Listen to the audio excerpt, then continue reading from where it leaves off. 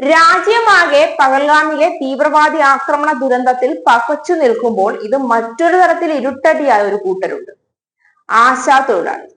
ഇവിടെ സെക്രട്ടേറിയറ്റിന് മുന്നിൽ കേന്ദ്ര സർക്കാർ തരാനുള്ള പണത്തിനു വേണ്ടി സംസ്ഥാന സർക്കാരിനോട് കള്ളസമരം ചെയ്യുന്ന ആശാ തൊഴിലാളിമാരെ എല്ലാവരും മറന്നു. ഓരോ ദിവസവും പുതിയ പ്രഖ്യാപനങ്ങളും സമര രീതികളും കോലാഹലങ്ങളും ആക്ഷേപങ്ങളും ഒക്കെ നടത്തി ഏതാണ്ട് 2 മാസത്തിനു മേലെയായി മീഡിയ കവറേജ് നേടി വലിയ കുതിപ്പായിരുന്നു ആശമാർ നടത്തിക്കൊണ്ടിരുന്നത്.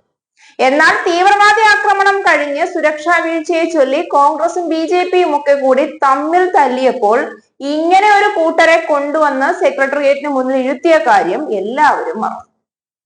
പണി കിട്ടിയല്ലോ ആശമാരെ. ഇനിയിപ്പോൾ എന്തു ചെയ്യും? കേരളത്തിൽ പിണറായിയെ ഇകഴ്ത്തുന്നതിനേക്കാൾ കോൺഗ്രസുകാർക്ക് മുഖ്യം മോദിയെ താഴെ ഇറക്കി കേന്ദ്രത്തിന്റെ അധികാരം പിടിക്കാൻ എന്തെങ്കിലും വഴിയുണ്ടോ എന്ന് നോക്കുന്നവർ. അതുകൊണ്ട് ആശമാർ തൽക്കാലം അവിടെ ഇരിക്കും.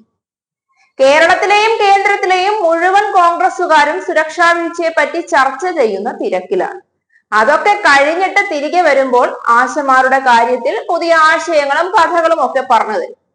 ഇതിനിടയിൽ മെയ് 1 ആരംഭിച്ച് 5 മുതൽ കാസർഗോഡ് മുതൽ ജൂൺ 17 വരെ തിരുവനന്തപുരം വരെ രാപ്പകൽ കാൽനട ജാഥ സംഘടിപ്പിക്കാനുള്ള ആശമാരുടെ തീരുമാനമൊക്കെ എല്ലാവരും മറന്നമട്ടായി. സമരത്തിന് മിക്കവാറും 7-3 ആശാ തൊഴിലാളികൾ സമരം ചെയ്യുന്നവർ മാത്രമേ ഉണ്ടാവൂ.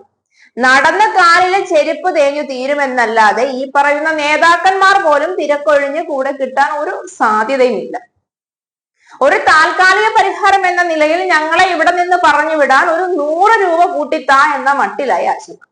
ഈ തീവ്രവാദികളുടെ ഒക്കെ ഒരു കാര്യം, ആശമാർ ഒരു തരത്തിൽ ഇവിടെ സമരം നടത്തി കുട്ടിച്ചോറാക്കാൻ പെടാപ്പാട് വിട്ടുകൊണ്ടിരിക്കുമ്പോഴാണ് ഒരു കാര്യവുമില്ലാതെ ആക്രമണം നടത്തി ആശമാരുടെ ആക്രാന്തം നടക്കാനുള്ള വഴി മുട്ടിച്ചത്. രാപ്പകൽ കാൽനട ജാഥയൊക്കെ പ്രഖ്യാപിച്ച സ്ഥിതിക്ക് ഇനി നടക്കുക തന്നെ, വേറെ വഴിയില്ലല്ലോ. ഇതിനിടയിൽ കാസർഗോഡ് നിന്നൊക്കെ വലിയ സ്വീകരണമാണ് ഞങ്ങൾക്ക് കിട്ടുന്നത് എന്ന് ആശമാർ പറയുന്നുണ്ടെങ്കിലും മീഡിയ പോലും ആശമാരുടെ അടുത്തേക്ക് പോകാൻ 2-3 ദിവസമായി മറന്നുപോയി. ഇനിയിപ്പോൾ മീഡിയ കവറേജ് കിട്ടണമെങ്കിൽ കുറഞ്ഞ പക്ഷം സ്വന്തം കീശയിൽ നിന്ന് കാശ് കൊടുത്ത് ആശാസമരത്തിന്റെ പേരിൽ പരസ്യമോ ഒരു ഫ്ലക്സോ ഒക്കെ വെക്കേണ്ടി വരും. രാഷ്ട്രീയ നേതാക്കന്മാർക്കൊക്കെ ഓന്തിന്റെ സ്വഭാവമാണെന്ന് പണ്ടേ അറിയുന്നതാണല്ലോ. പിന്നെ എന്ത് വിശ്വസിച്ചാണ് ഇവരുടെ കൂടെ ഇല്ലാത്ത ഒരു കാര്യത്തിന് സമരം ചെയ്യാൻ ഇറങ്ങി പുറപ്പെട്ടത്? ഇപ്പോൾ ഏതാണ്ട് 3 മാസമായി സെക്രട്ടേറിയറ്റിന് മുന്നിൽ മഴയും വെയിലും കൊണ്ട് കിടന്നതും മിച്ചം, കുറെ നിരാഹാരം കിടന്നതും മിച്ചം. കിട്ടിക്കൊണ്ടിരുന്ന ദിവസക്കൂലിയെങ്കിലും കിട്ടുന്നുണ്ടോ എന്ന കാര്യം ഇപ്പോൾ സംശയമാണ്. നേതാക്കന്മാരൊക്കെ പല വാർത്തകളുടെ പിന്നാലെ പാഞ്ഞപ്പോൾ ദിവസക്കൂലി കൂടി മുടങ്ങിക്കാണാനാണ് സാധ്യത. സമരം ആശമാരുടെ മാത്രം തലയിലായ സ്ഥിതിക്കും ഞങ്ങൾ ആരുടെയും പാർട്ടിക്കാരല്ല, ഞങ്ങൾ സ്വന്തം ഇഷ്ടപ്രകാരം സമരം ചെയ്യുന്നവരാണ്, ഞങ്ങളുടെ പിന്നിൽ ആരുമില്ല എന്നൊക്കെ പ്രഖ്യാപിച്ച ആശമാർക്ക് ഇനി മറ്റു പാർട്ടിക്കാരുടെ ഐക്യദാർഢ്യം തേടി പോകാനും പറ്റില്ല. ഞങ്ങളെ ഇവിടെ കൊണ്ടിരുത്തിയവന്മാരൊക്കെ എവിടെ പോയി എന്ന് ഒന്ന് ഉറക്കെ ചോദിക്കാൻ പോലും കഴിയില്ല.